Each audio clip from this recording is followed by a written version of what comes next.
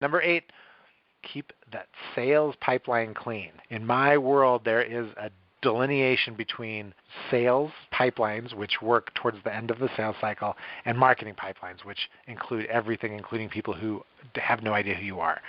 So don't let your sales team hide behind a giant database.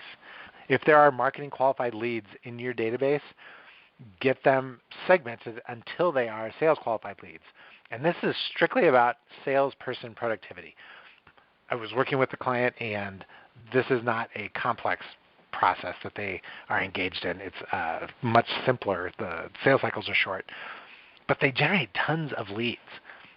And all those leads were going right into the sales people. And then it didn't sound like a big deal because they're like, oh, well, I mean, everybody gets followed up on. Yeah, they get followed up on if they purchase, but if the close rate is only 20%, there was 80% of those leads that weren't closing right away.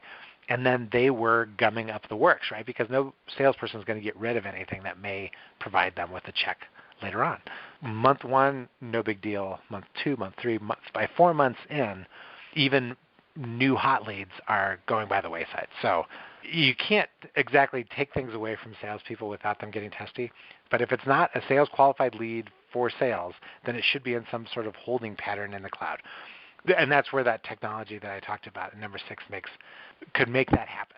We don't want to mix the early stage with the late stage. Don't put it in a lockbox where salespeople can't see it. Let them at least see it so that they don't freak out. But get them to only focus on the end of the sales cycle and those things that they think are at the end of the sales cycle. That puts more pressure on marketing to help qualify making more leads, which puts more pressure on the organization to generate more sales.